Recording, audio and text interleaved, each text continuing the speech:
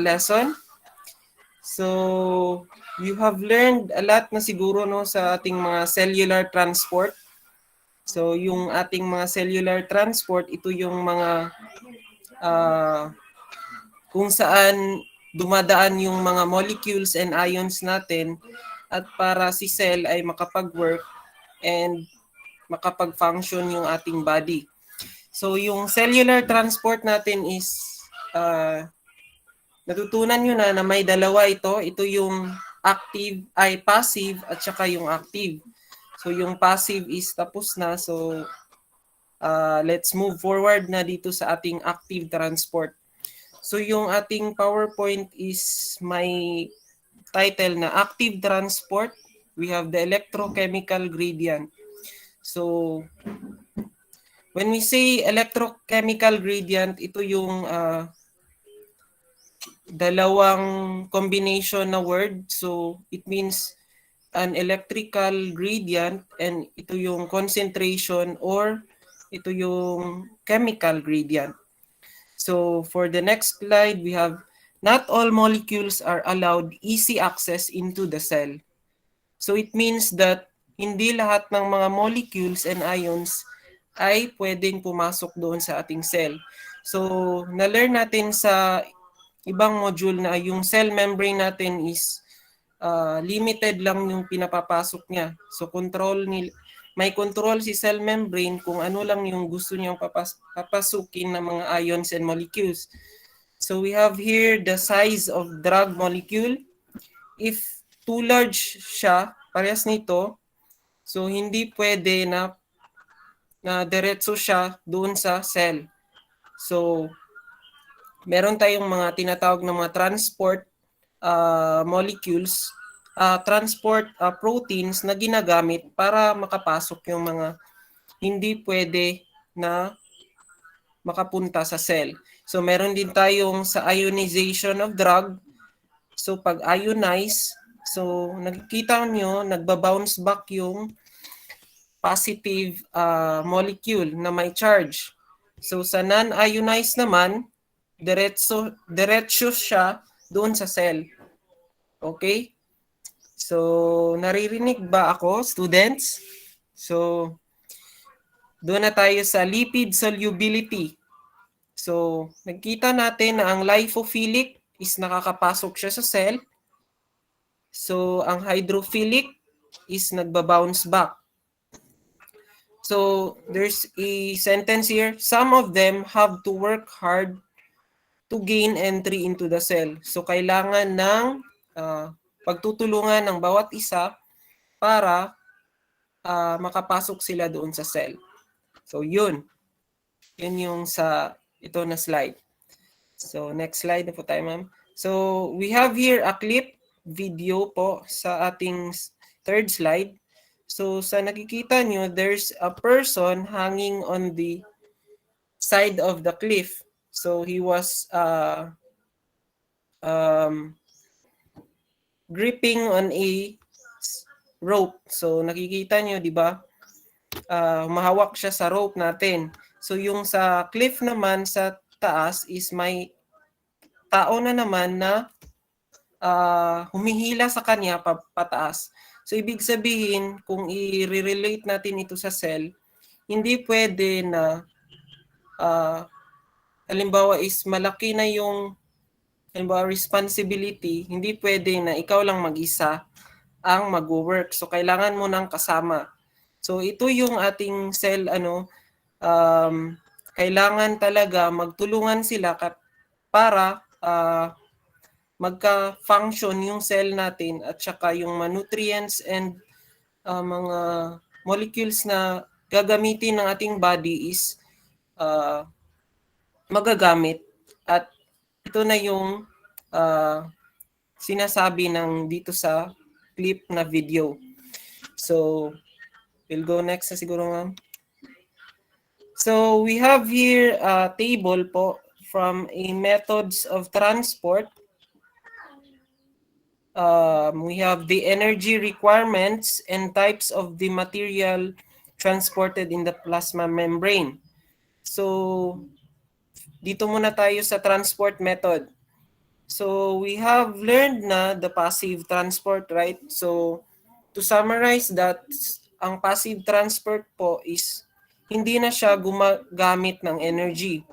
So when you imagine a downward slope na daan, so pag gusto mong bumaba, hindi na ka mag-exert ng force because or energy because pababa na siya. So diretso lang yung pagtakbo mo or pagdaan.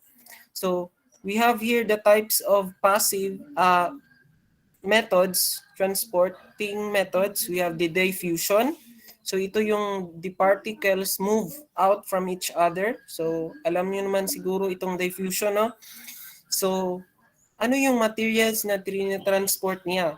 Ito yung mga small molecule, weight materials. So pag passive siya, so ibig sabihin semi-permeable siya sa ating membrane. So diretso lang siya na napasok doon. So yung osmosis naman, ito yung ating mga water traveling na molecules. So ang category natin dito is nasa passive pa rin dahil diretso lang din yung kaniyang pagpasok sa ating cell. So yung tinatransport niya na material is itong water. Then we have here the facilitated transport or diffusion. So this is similar to diffusion class, pero yung kaibahan lang niya is gumagamit siya ng special ion channels. So may sarili siyang channel kung saan doon dumadaan yung mga molecules. So ang tinatransport dito is yung mga sodium, yung mga potassium, calcium, at ito yung ating glucose. So C6H12O6. So we have here the primary active transport. So ito na yung mga types of transports natin, no, na itatackle natin with the next slide. So si primary active transport is active siya siyempre. So ang kanyang tinatransport is ang sodium, potassium, and yung calcium. So si secondary active transport naman, active pa rin. Ang tinatransport niya is yung mga amino acids at ito yung mga lactose. Then we have the phagocytosis. So si phagocytosis is a type of endocytosis. So malilearn natin yan sa next slide. So ito yung mga transport methods natin sa active. So ang tinatransport niya is yung mga large macromolecules, yung mga whole cells, or yung mga cellular structure. Then we have the pinocytosis. So si pinocytosis is a type of endocytosis pa rin. So example siya. So ang tinatransport niya is small molecules. Then we have the photocytosis. Ito yung it is a type of receptor-mediated endocytosis. So ang kaniyang mga ginagamit niya na channel is yung cavuli. So instead of yung vesicle natin. So si photocytosis, nagtatransport din ng mga small molecules or liquid or water. Then we have the receptor-mediated endocytosis. So it is a type pa rin ng endocytosis. Meron siyang parang hook na shape kung saan matatakal natin yan. Next slide. So active pa rin siya because it transports large quantities of macromolecules. Okay. So yun. So for the next slide, we will be tackling the active transport na. So si active transport po is nag-work siya pag may electrochemical gradient na present and nagre-require siya ng energy. So dito sa first na clip, we can see na may green na shape na gustong papasok inside the cell. So from outside the cell to the inside of the cell. So may ATP tayong tinatawag. So si ATP, ito po ay ang ating tinatawag nito energy molecule kung saan nag-energize sa ating pumps or itong bilog na yellow. Ito yung mga membrane protein natin or mga carrier proteins natin kung saan sila yung nagiging daan para makapasok yung mga large molecules or even yung mga nutrients na gusto ng ating cell at para ito ay makapagpadala doon. So si ATP stands for adenosine triphosphate. So it is a type of nucleic acid, no? So ang base nito is adenosine, may sugar ito na ribose at ang kanyang tatlong phosphate. Kaya siya tinawag na adenosine triphosphate. So for the next clip is ito na yung sa minerals, some sugars and most amino acids move against a concentration gradient. When we say a concentration gradient, it comes from a high concentration region to a low concentration region. So, with an input of energy, ito na yung sinabi ko na may ATP siya na ginagamit. So, si ATP yung ating energy molecule para makapag-change shape si pump or para makapag-phosphorylate. So, yung word nila na kung saan dinadagdag ang isang phosphorus doon sa pump para makapag-change shape siya. So, yun. So, saan na tayo? So, for the next slide, we have the electrochemical gradient. So, sabi ko nga, ang electrochemical gradient is a two-word combination, no? When we say it is a two-word combination of electrical gradient and the concentration or chemical gradient. When we say electrical gradient, it is the difference between the positive charge and the negative charge. So, from a positive charge area to a negative charge area, so ganyan. When we say naman chemical gradients or concentration gradients from a high region of concentration to a low region of concentration. So it arises from the combined effects of concentration gradients and electrical gradients. So nababasa niyo man, di ba? So we have the structures labeled A represents the proteins. Okay. So ito yung mga proteins natin. So inside our cell, ang ating abundant ang ating area diyan sa negative charge. So you can see here the sodium chloride and the potassium inside. So meron din tayong mga proteins. Ito yung mga nagre-represent ng A. Okay, so when we say extracellular fluid, ito yung sa labas na fluid. Then we have here the cytoplasm inside the cell. Okay, so next. So we have here an example po of a carrier protein na tinatawag nating proton pump. So when we say proton pump, ang pinapump niya is of course yung mga positive energy na molecules. Positive energy, positive charge molecules. So ito yung hydrogen natin. So si hydrogen may positive charge. So nilalabas niya yan doon sa extracellular fluid. So si proton pump natin is very important because dito ginagawa na yung ATP. So dito sinisynthesize. So malalaman natin yan for the next slide, no? So si proton pump is an active transport because it uses an energy. So nandito yung ATP natin, no? Gigita natin. So nilalabas niya si hydrogen proton outside. So inside we have the high the pH is higher but the positive charge is lower. So makikita natin na equilibrium yung kanilang inside and outside. So si pH is higher, then the outside is pH is low. When the positive hydrogen is lower inside, then the positive hydrogen is higher on the outside.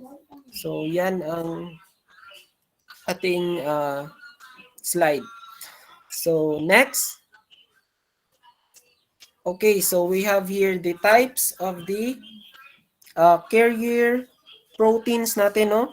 Ito yung mga pumps po natin na nagiging daan para makapasok po ang mga molecules and ions. So may tatlo tayong types. So first, ito yung yellow. So tinatawag natin itong uniporter because it carries one molecule or ion. So isa lang po ang kanyang kayang dalahin. So isa lang ang pwedeng makapasok sa ito na pump. So ito yung sinasabi ng uniporter. Next is itong symporter naman natin, yung red one. So nakikita natin si A at saka si B.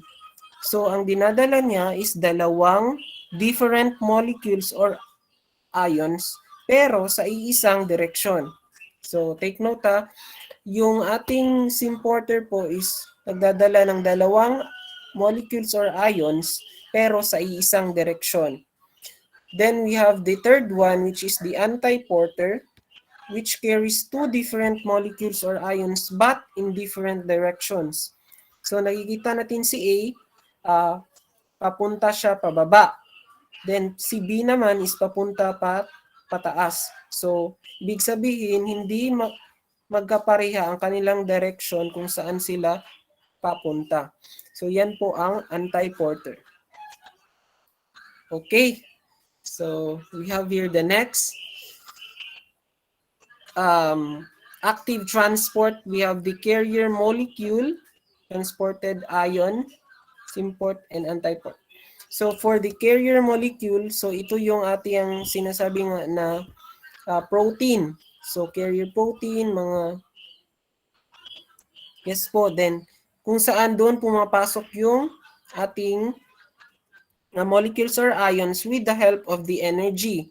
Kaya siya tinawag na active transport kasi may energy na present. So sa symport, we have here the transported ions on the same direction. So dalawa ang pinapasok na molecules or ions pero isa lang kanilang direksyon. So tinawag din dito na coupled transport sila dahil meron din siyang kasamang si antiport. So si antiport naman is nagpa-pump ng dalawang molecules pero sa magkabilang direksyon. So yan yung sinasabi ni antiport na pump. Then we have next. We have here an example naman of a proton pump, a potassium channel, and a symport protein. So silang tatlo is, ito yung tinatawag natin na mga carrier proteins, mga membrane proteins, or yung mga ating mga transporter po. So si proton pump generates difference between the hydrogen charge, positive charge concentration, and electric charge across the membrane. So siya yung importante din na pump because siya yung nagsisynthesize ng ATP. So nakikita nyo dito may ATP at saka may ADP plus PI. Ano ito? So si ADP po is si adenosine diphosphate. So pag magagamit si pump ng isang energy, yung adenosine triphosphate natin is mawawalan po ng isang phosphate. So hina-hydrolyze ang term nila po. So it uses a process called hydrolysis, which means that the bond of a molecule or ion is being split. So yan po ang nangyari na mayroon tayong isang inorganic phosphate. Yan po ang meaning ng PI. So ang inorganic phosphate na yan is galing din siya doon sa ATP. So nagkahiwalay sila dahil ginamit yan siya doon sa pump. So kaya siya merong ADP plus PI because they are the same on the left side, which is the ATP. So parehas lang po yan. So si proton pump, nagpa-pump ng hydrogen positive charge ion. So nilalabas niyan sa cell. So nakikita natin na nagfo-form sila ng intact sila doon sa labas. So sila yung dahilan kung bakit meron tayong positive charge sa labas. So kaya may electrical charge concentration tayo. So next we have the potassium channel. So si potassium channel is nagta-transport po ng potassium. So the difference in electric charge causes cations. Cations is the positive charge ions such as the potassium positive charge to enter the cell. So yan. Yan yung ating mga example ng protein, carrier proteins. So we have here the symport. So si symport couples the diffusion of positive charge hydrogen to the transport against an electrochemical gradient of the anion such as the chlorine negative charge into the cell. So itong tatlong pump natin is magagamit lang siya pag meron tayong electrochemical gradient na present. So if again siya, so sa labas, di ba alam natin na high concentrated ito na area to a low. Then sa loob naman, we have a low concentrated to a high. So magkaiba sila. So if again sila doon at hindi pwedeng makapasok basta-basta yung ions and molecules natin, ginagamitan natin ng mga protein transporters. So ito yung mga symport protein, we have the potassium channels, proton pump, we have the special channels, and yung mga ano pa na mga proteins natin doon sa ating cell. Okay? So next, okay, we have here the forms of active transport. So we have the category of molecular transport and ito yung bulk vesicular transport. So sila yung nagfa-facilitate ng mga movement ng ating mga ions and molecules. First, we have here the molecular transport. So ano yung tinatransport ng molecular transport? So ito lang po yung mga ions. So we have here an example. We have the kidney cells collecting sodium ions from the urine. So yung kidney cells natin nagko-collect ng mga sodium ions from a urine. So this is an example po of molecular transport. Then we have here a thyroid gland cells collecting iodine. So si thyroid gland natin nagko-collect ng iodine. Then si cells lining natin naglaline ng the intestines absorbing digested glucose. So every time we eat, we produce glucose. So si glucose natin, ito yung importanteng molecules kung saan para makagawa tayo ng ATP, kailangan natin ng glucose. So we have here the bulk or vesicular transport. So this is another category of active transport. So another form niya. So we have here the endocytosis. So sabi ko kanina, so ito na yun siya. When you say endo, it takes in materials. So papasok. So kaya siya tinawag na endocytosis.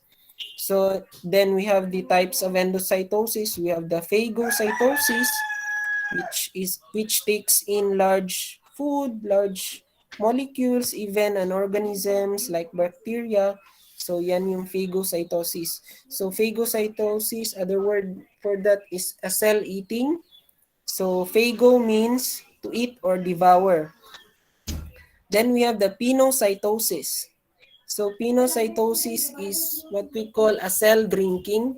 So ang tinitake in ito is yung mga water molecules na kung saan may water substances na may mga molecules or mga nutrients na kasama. So ito si pinocytosis. Then we have the receptor-mediated endocytosis. So ito yung ating sinasabi na may hook siya. So may hook siya na parang C. So every time na pupunta yung molecules or magkakasya doon sa hook, so yun na yung i-consume ni cell. So yan ang tinatawag natin na receptor-mediated endocytosis. So yung types niya, example niya yan is yung photocytosis kanina. So we have here the exocytosis. So when we say exocytosis, exo means external or outside. So palabas. So yan yung sinasabi ni exocytosis. So si endo papasok, si exo naman palabas. So ano yung tinatransport nila? Ito yung mga macromolecules, mga proteins, and yung mga large particles. Okay, so we have here na naman kanina we have the forms of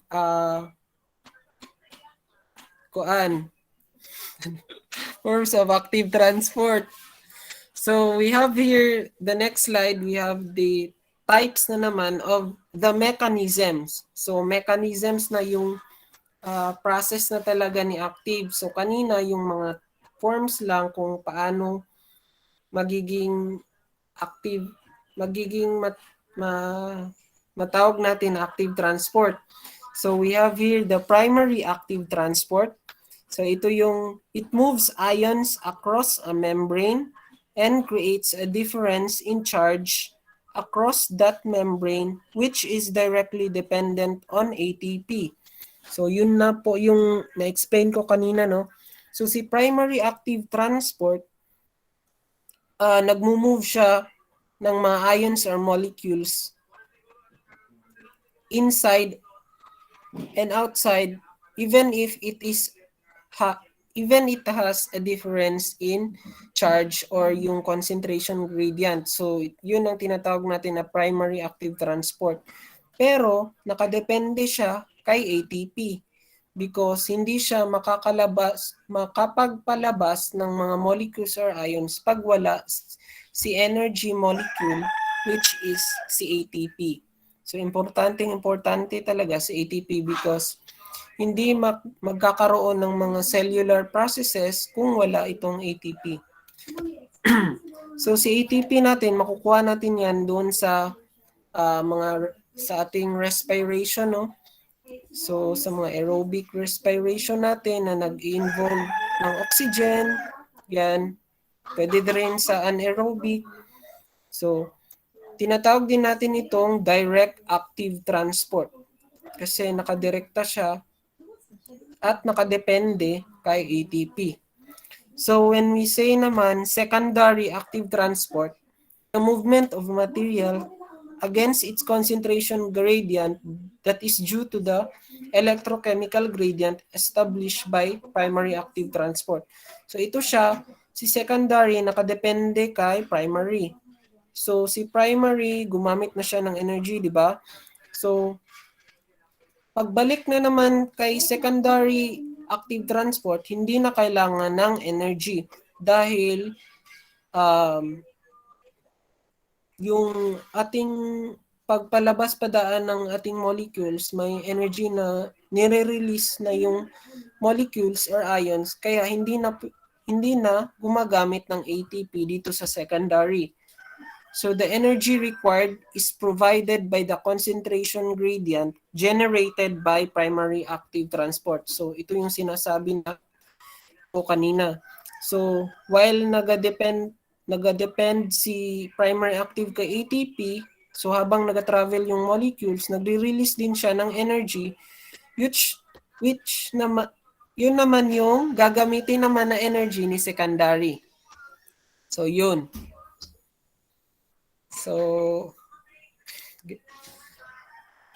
we have here a comparison, no, for the active transport and the passive transport.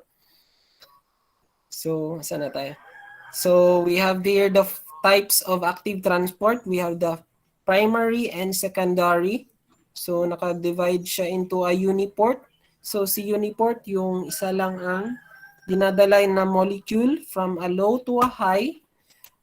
Then, dependent on the ATP. So we have here the co-transport niya, which is traveling from a low to high, then a high to low. So, it is a pump-mediated na process. So, we have here the secondary. So, meron tayong antiport. So, si antiport natin, yun yung dalawa ang molecules na dinadala pero sa magkabilang direksyon. So, si symport naman, ito yung dalawa din ang kanyang dinadala na molecules pero sa isang direksyon. So they are carrier-mediated na types. So sa passive naman, medyo simple lang yung process niya, no? So sa facilitated diffusion, it is a uniport. So single molecule lang ang tinatransport.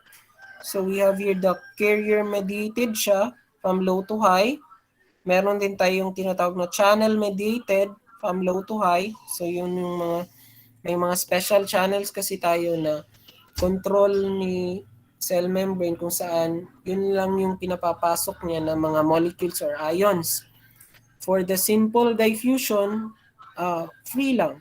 So makakapasok lang siya kung saan niya gusto. So yan yung free.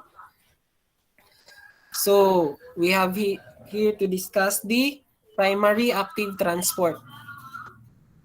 So it moves ions across a membrane, creating an electrochemical gradient. So yan yung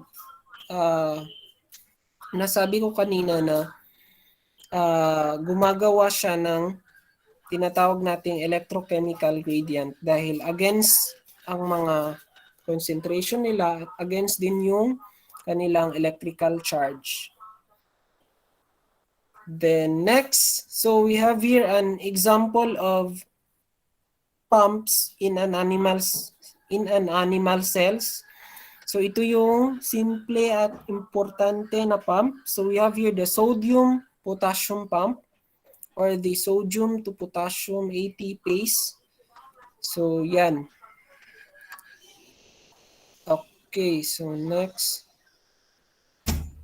we have here the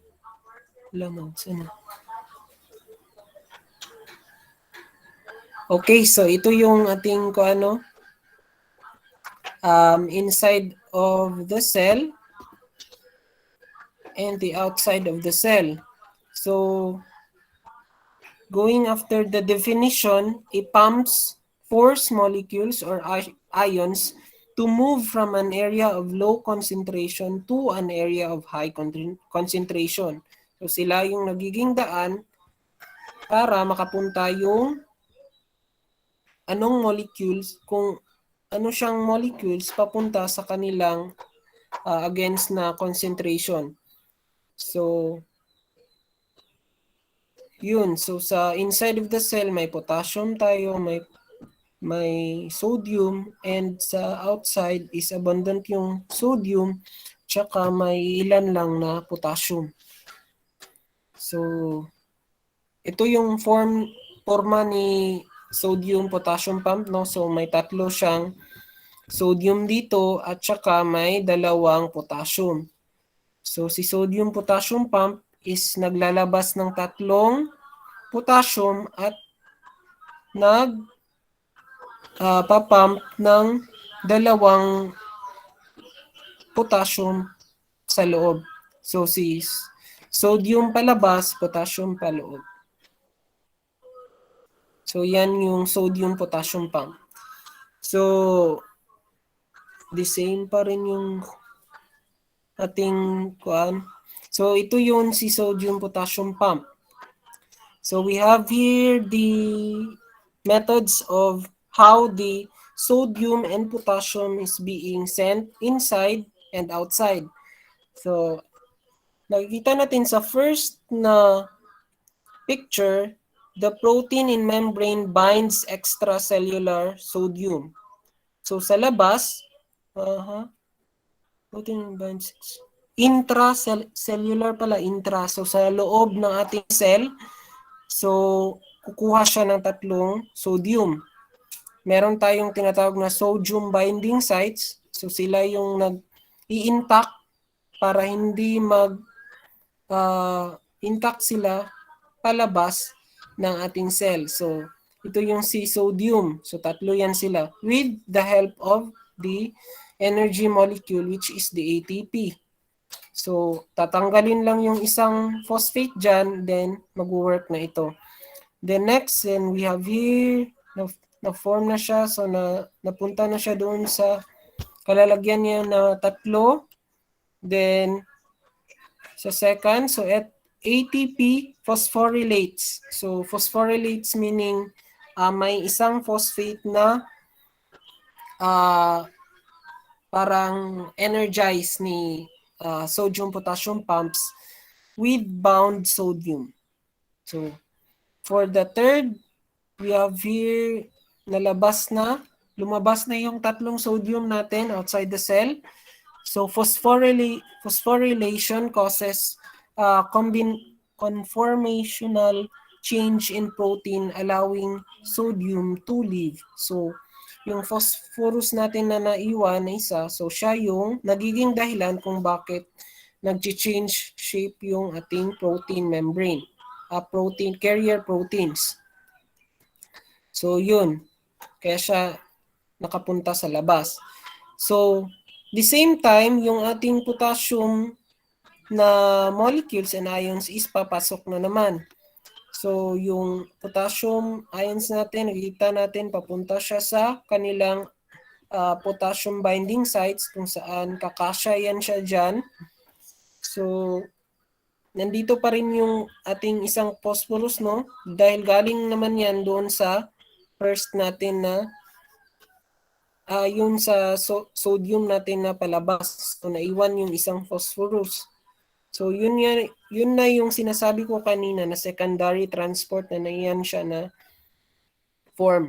So yung tatlong sa taas po is yun yung primary natin. Dahil nakadepende siya sa ATP. So sa fifth na naman tayo na figure, so nakikita natin is nagkasya na talaga siya sa kanyang binding sites. So yan na. So ang nangyari, lumabas na yung phosphate na isa dahil tapos na yung kanyang trabaho.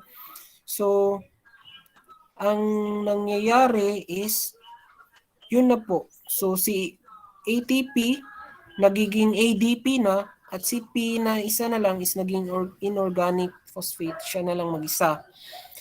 So yun po yung process. So ito yung sa number 6. So yan na yung sinasabi kanina na pag magpapump si sodium-potassium ng tatlong sodium palabas and at the same time kukuha naman siya ng potassium paloob. Yes. Then we have the primary active transport. So moves ions. Okay naman ito nga. Okay, so yan yung sabi ko kanina ng mga binding sites. So naka-form yan siya according sa kung ano yung size ni sodium, kung ano yung size ni potassium, at saka magkikip sa kanila intact. So dyan yan mangyayari sa ating carrier proteins. Okay? So yan. Yan yung example niya. So si sodium is nandyan na sa kanyang binding sites. The same time, gagamit siya ng energy ni ATP. So tatlong phosphate, isang adenosine. So yan yung gagamitin na energy ni sodium-potassium pump para makapag-change shapes siya at makapagpalabas ng mga tatlong sodium. So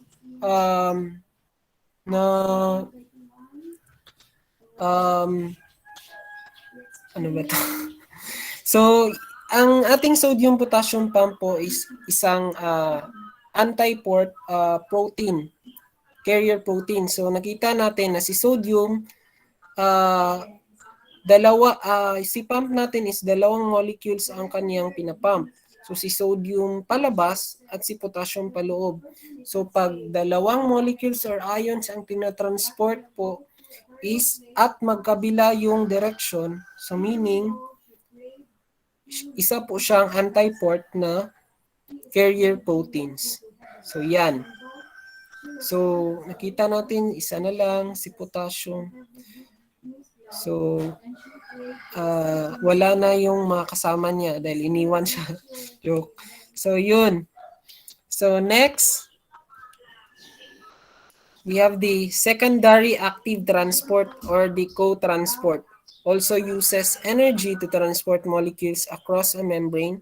However, in control to primary active transport, there is no direct coupling of ATP. Instead, the electrochemical potential difference created by pumping ions out of the cell is instrumental.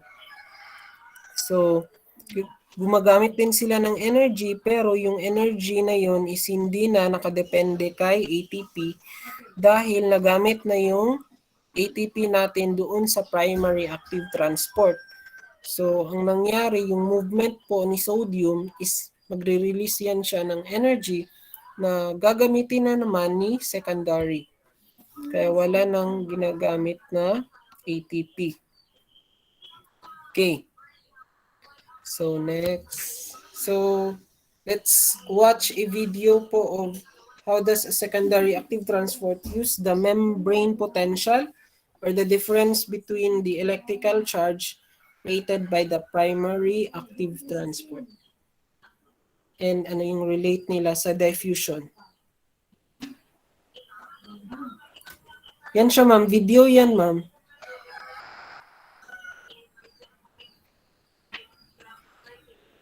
Wait lang, sir. Hindi ko siya ma-play. Sige, ma'am. Bakit ayaw niya mag-play?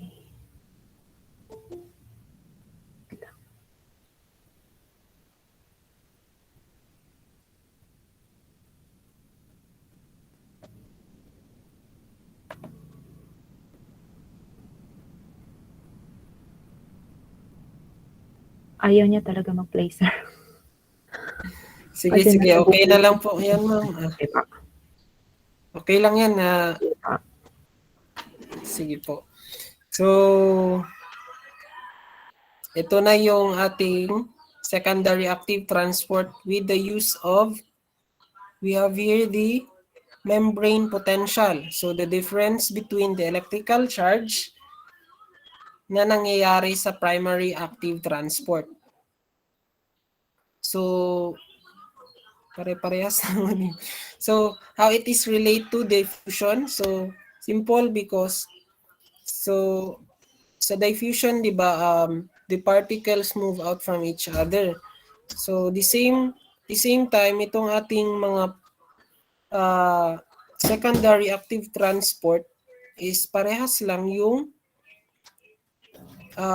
transportation nila to diffusion. So, the sodium and sugar. So, si sugar niyan is pupunta yan siya dito sa loob. Yun yung example niyan, yung mga glucose natin na kailangan ni ATP. At saka, ito naman si sodium potassium pump, ito yung nagpa-pump ng sodium palabas at ng potassium paloob. So, yun.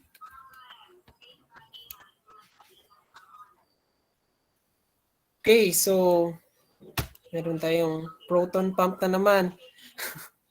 So, si proton pump, ito yung responsible kung saan makakagawa tayo ng ATP because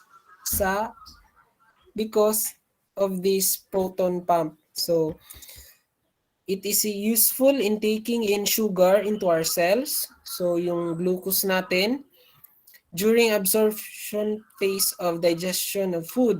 So, pag kumain tayo ng mga pagkain, so nagpo-produce yan ng glucose, which is helpful para makagawa ng ATP through the proton pump. So yun naman, gagamit na naman siya ng energy with the use of the ATP, the energy molecule natin. Then pupunta yan siya dun sa pump para yung pump natin is mag-phosphorylate. So mag-change shape yan siya. Then it goes to the sucrose positive hydrogen charge co-transporter, kung saan isang sym-porter sila dahil isa lang yung direction nila, no? So we have here, nagpa-pump ito ng hydrogen inside the cell and at the same time kasama si sucrose, kind of sugar. So yan yung kasama ni proton pump sa pagpa-process. Okay. Okay, so here we have here the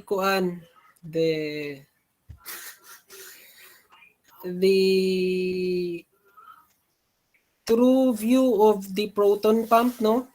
So as we can see on the proton pump, we have here a pump, complex pump, no? So medyo hindi siya madaling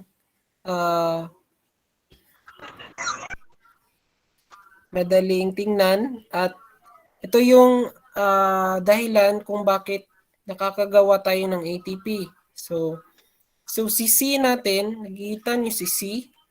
So yung mga green parang tubes natin dyan. So ang ginagawa niya dyan, si proton pump is nagpa-pump, di ba, ng hydrogen, positive charge. So pupunta yan siya dito kay C na mga tubes. So ang nangyayari is umiikot itong C natin. So letter C tayo titingin na.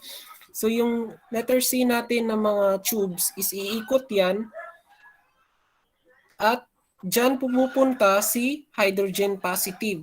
So at the same time, yung ating sa baba, yung mga AB, ABBB, AB, so dyan nakadikit si ATP natin. Si ADP and PI.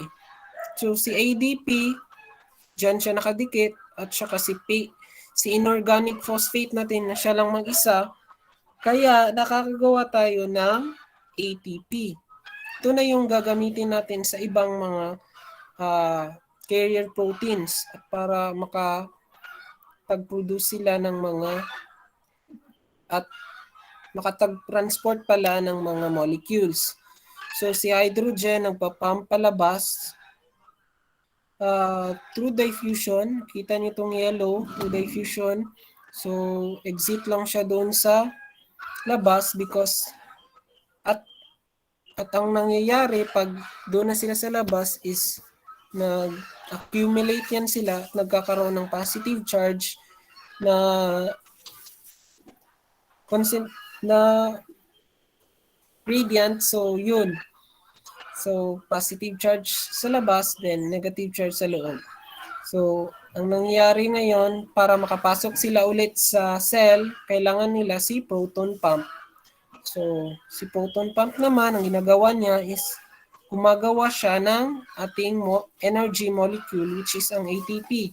So, nagkokolekta siya ng mga positive hydrogen charge, pupunta kay C, at si C naman is iikot yan.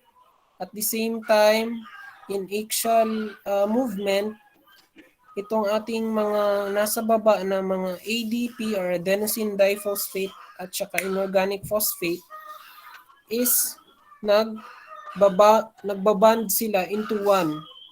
Ito na yung sinasabi natin kanina na mayroon siyang tinatawag na ito yung enzyme ATP synthesis.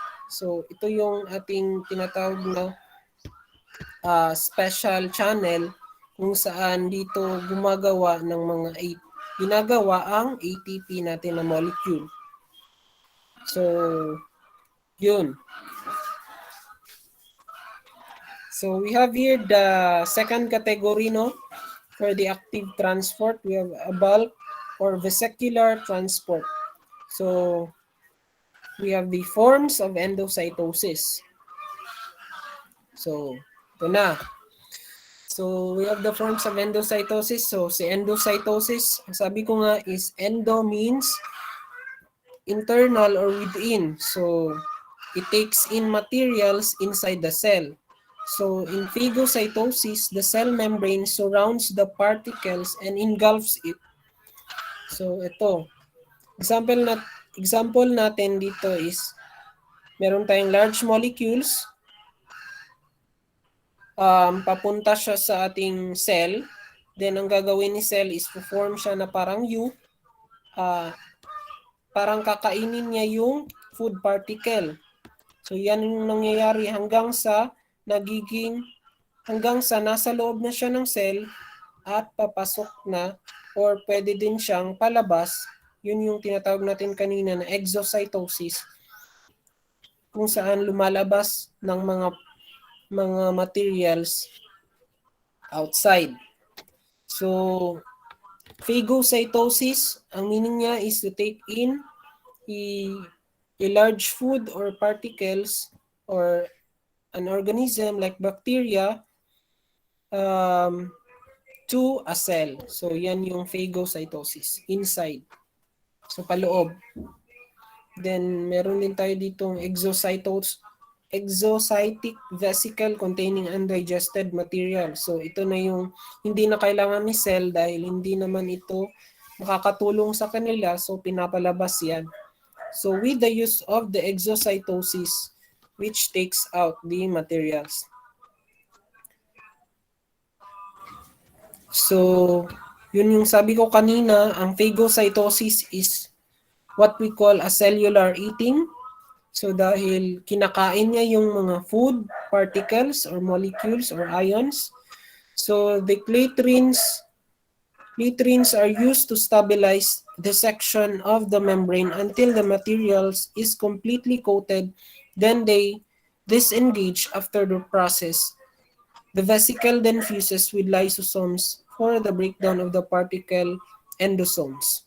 So nakita niyo itong green, nasa loob na siya.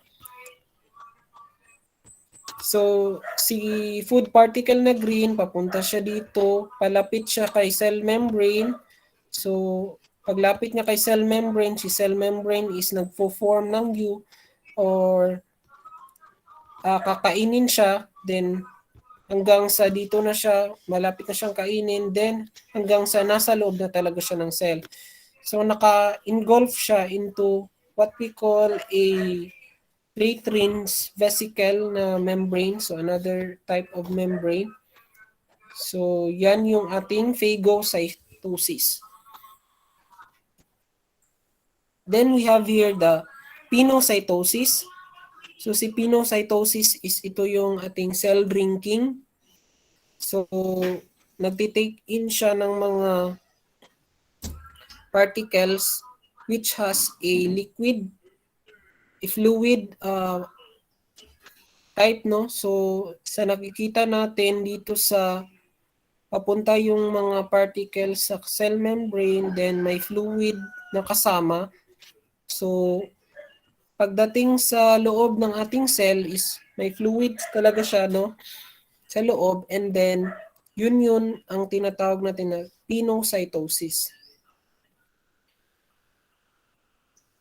So in pinocytosis, the cell membrane invaginates, surrounds a small volume of fluid and pinches off. So yun.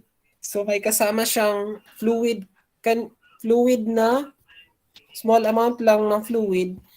So yan yung tinatawag natin na pinocytosis.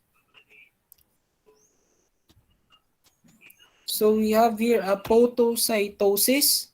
So it is a variation of pinocytosis that uses a coating protein caveolin or caveolae singular. So sabi ko kanina, so si podocytosis is a variation of pinocytosis on this cytoplasmic side.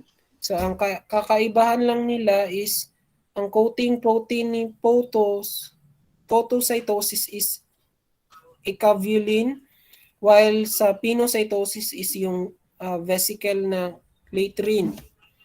So it is used to bring small molecules in to release them on the other side of the cell.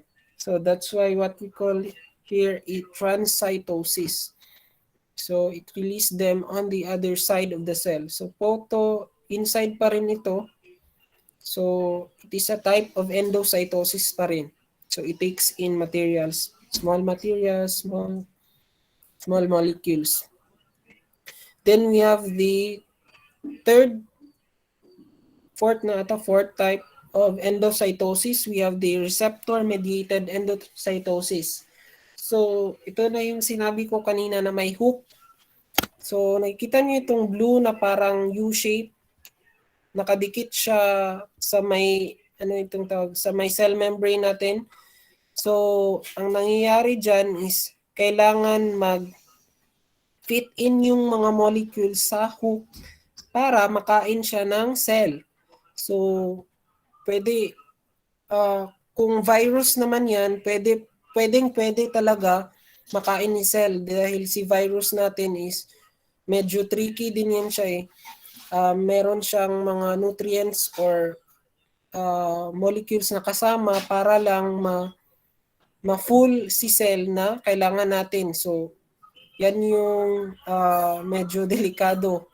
So, the cell's uptake of substances targets a single type of substance that binds to the receptor on the cell membrane's external surface. So, yung mga hook natin, itinatawag natin ito na mga receptor. Okay. So we have here the cells that undergo receptor-mediated endocytosis. So as we can see, may mga clathrin tayo and mga receptor proteins. So yung mga coated pits, mga target molecules natin is naka-fit na sa hook. So yung hook natin is dito na nagpo-form. Nag-UU na yung cell membrane dahil gusto na itong kainin hanggang sa nasa loob na siya ng cell. So, tas coated vesicle na. So, yung tinatawag natin kanina na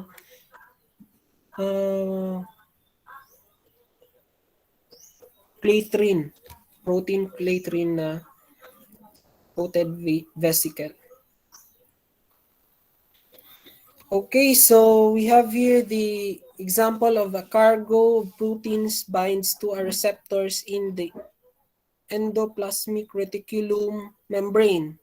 So the binding of coat proteins help a vesicle bud from the membrane and a V snares are incorporated into the vesicles. So V pala ang form niya, hindi pala U. So parang V daw. So the vesicle pinches off the membrane and its release. Pinches off. So yan yung nangyayari, nagiging circle siya. Then after the vesicle is released, the coat is shed. So may coating na naman siya. Another inside the inside the cell. Then we have here the vesicle binds to the target membrane by a V snare or T snare interaction. So T snare is ito yung sa may Golgi membrane natin na T ang form ang kanyang formation. So the vesicle fuses with the target membrane to deliver the protein cargo to its target destination. So ito na yung papunta sa ating mga cell na mga molecules or proteins na dala-dala. Okay, so we have here the second forms na naman ng active transport. We have here the endocytosis. So pag endo, it means that it is external or outside. So palabas. So a cell undergoing exocytosis During this event, a vesicle moves towards the cell membrane. So yung vesicle natin, ito yung naka-enclose or naka-engulf sa ating mga particles. So ito yung tinatawag natin na vesicle. So it is a type of membrane. So it then releases its contents to the outside environment. So ang mangyayari, 'di ba, dito siya galing sa loob. So pupunta siya at the end of the membrane. Then yung membrane natin is kusang mag-UU na naman. Then ipapalabas yung mga particles. So, ano yung nilalabas niya is yung mga harmful na mga substances na hindi nakakatulong sa ating cell. So, nilalabas niyan ng ating exocytosis na process. So, in exocytosis, vesicles containing substances fuse with the plasma membrane. So, talagang dumidikit siya sa ating membrane. The contents then released to the cell's exterior. So, yun yung pupunta siya talaga kay cell membrane at si cell membrane naman is ipapalabas niya yung mga harmful na mga particles. Okay, so we have here a figure na naman of a exocytosis. Proteins and other molecules are secreted from cells in small packers called vesicles, whose membranes fuse with the plasma membrane, releasing their contents to the cell surface. A transmission electron micrograph showing exocytosis. So we have here a micrograph, a transmission electron micrograph, no? Dito sa mga black and white na picture. So as you can see, it undergoes a exocytosis process. So palabas. So nilalabas niya yung mga particles and other mga harmful. We have here the secretory product or secrete niya palabas. So ang mangyayari is kailangan mo na siyang mag-fuse kay plasma membrane or yung ating cell membrane. Okay, so hi ma'am. So itong ating last slide is explain na po ni Ma'am Celine. Okay Medyo po. sige po ma'am. Okay po. So, good morning everyone. So, nasa last slide na tayo. So, this is the part where we have to explain ano yung role ng ating Golgi na vesicles or Golgi vesicles or Golgi vesicles sa ating exocytosis and endocytosis na bulk transport na form ng active transport. So, ang gamit ng remember sa ating lessons previously sa mga modules natin, we had discussed that your Golgi vesicles class are used for distribution and transportation. So, dahil sa sila yung parang delivery man ng entire na cell, sila yung nagagamit during exo and endocytosis. So, ang gamit naman ni plasma membrane during this time is, ang gamit nila is they take in or out, sila yung parang fusion na center saan papasok, saan lalabas ang mga contents na binabalutan ng mga vesicles from your Golgi apparatus. So the Golgi apparatus are the ones that will provide the vesicles which will fuse with itong inyong plasma membrane. Si plasma membrane naman, siya din ang source ng mga vesicles na magpo-fuse din sa inyong Golgi apparatus. So silang dalawa is actually nagtutulungan because nobody can work by themselves sa loob ng cell. So they have to work together. Sabi ni Sir kanina, di ba? Paulit-ulit niya nasabi, they have to work together. So remember that these are super large na, masyado na silang malalaki. We call them macromolecules. Masyado na siyang malaki. So the whole cell work together for this one. So makikita ninyo na you have unregulated na membrane fusion. You have constitutive na type ng secretion. So may ano ka dito, yung secretion mo is meron kang pinalabas And napapansin ninyo that they are actually invaginating. Invaginating is the same as yung sinabi ni Sir na nagfo-form ng U na shape because they are parang during this time kasi ito na yung portion na they are excreting the substances na ayaw ni cell or gustong ipalabas ni cell. So, they are using transport vesicle. Remember, galing siya kay Golgi apparatus, so magsaserve siya as transport na vesicle or for transportations. Kasi ipapadala niya na out of the cell. So, meron ka rin dito, we have a form of regulated na secretion, membrane fusion. Regulated kasi meron ka na ng ginamit na ligand. So, ang ano kasi pag may ganito kasi pag sinabing pwede kapag unregulated kasi class, may time kasi si cell na wala siya gisugo, walang nagsabi sa kanya na okay, pwede na magpalabas, pero nagpalabas lang siya ng ura-urada. Pero dito kasi sa regulated na secretion, may time kasi that talaga na exocytosis is may magsasabi talaga na okay, you are go for exocytosis. Pwede nang magpalabas ng contents ang cell. So, for this one, meron kang magagamit siya ng ligand which will bind to a receptor na na meron tayo yung receptor na yung U-shape natin dito sa plasma membrane.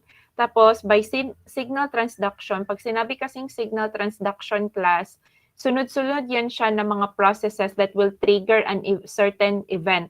So quarter 4 ito siya actually na lesson, pero i-simplify natin that signal transduction is just passing on a certain signal here at this point hanggang sa umabot siya sa target niya na organelle. So at this part, ang target na organelle is the secretory na vessel. So these are the secretory because ipapalabas mo siya kasi exocytosis naman ito. So this is a form of regulated na type. So kapag unregulated naman siya class, napapansin ninyo, ginamitan niya ng clathrin. So medyo choosy talaga si cell, masyado siyang perfectionist kapag pagdating sa mga actions na gagawin niya para sa transportation of certain substances in and out of the cell. Okay, so any questions, sir? May ka pa po, dagdag? Wala na, ma'am. Thank you, Okay. students. Okay. May questions ba regarding sa lesson or may questions ba kayo regarding sa mga previous na lessons? Kasi you will have to take the test, yung darating na test for this one. May activity ba sa STEMG, sir? For this one or wala po? Wala po, ma'am. Sige po. Okay, for this module, walang ipapagawa. You have to prepare for the exam kasi 60 items ang exam. So may Google form na available for it which will be released kapag pag i-release na din ang exams. Tapos kung sasagot kayo doon, wag nang mag-submit ng papel kasi yung ang successfully makahit ng submit doon sa sa Google form, that means already automatically recorded yung score doon. So kung ayaw niyo ng ganon, tapos masyadong mahirap ang signal, so you just shade your answers sa answer sheet na i-provide namin for your exams. So your exams is coming 2 weeks from now, less than 2 weeks from now. So yun ang expected namin kasi na-late kasi yung reproduction class, kaya sila hindi makahabol. Okay? So antayin lang natin lahat ng subjects na exams. For those na contestants for NIW, may listahan na kayo. For now, ang alam ko na nakapirma is 4 pa lang na tao, including myself. Yung sa grupo ng STEMG, kinausap ko yung lahat ng teachers na nagtuturo sa inyo. So, kasali doon yung ABM na group, yung cluster ng ABM na teachers na nagtuturo sa inyo. So, parts sila na pinapapirma ko until now. So, i-check ko siya pagbalik ko ngayon after sa class natin. Any questions for this class? Meron ba? Wala? Okay, so let's end our presentation here. Pwede ba mag-turn on ng camera para may ano tayo? Photo, class photo for this time. Last photo. Okay, wait lang. Alright. Wait lang.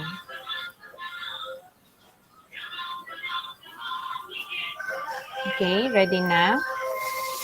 Mga urag mga bagong mata, mga dagwayan ni. Mga bagong mata dyan, ma'am. Okay.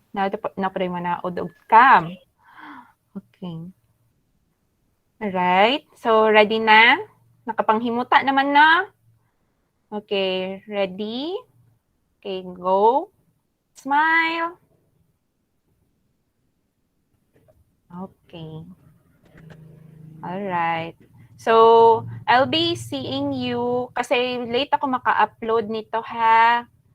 Kasi pupunta pa ako ng school, mamaya pa ako maka-upload. So, I'll tell everyone, mag-post lang ako mamaya sa GCs natin kapag naka-upload na ako. Alright? So, ang copy ng lesson na ito will be uploaded later. Tapos may timestamp pa rin para madali lang ninyo mahanap yung gusto ninyong i-review na topic for your this subject pala, for this lesson. Alright, so I'll see you again. Kailan nga tayo mag-meet? What's November? November 10. Okay, November 10. Pero pwede tayo mag-lesson November 3 kaso bago lang na siya kalag-kalag. Kay mag-advance na lesson yung mga bio majors sa college. May kayo for biomolecules lesson na advanced lesson. Separate siya na lesson kasi biomolecules na may biochemistry. Yun siya ang required sa inyo kasi tinanggal yan siya sa MELCs. Pero you still need to review it for college. Okay? So we will have separate na lessons for that. 10 and 11 tayo by next week. 2 sessions. Alright? So, makigsabot lang gihapon ko kay Sir Bangoy for other na classes para may joint classes tayo lahat. Alright? Sige po, ma'am. Okay ra. Okay, sige.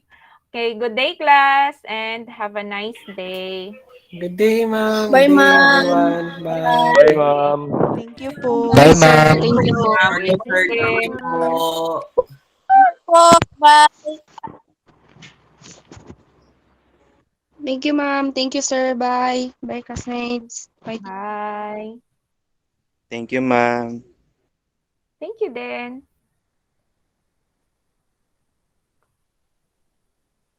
Mag-PM lang ang mga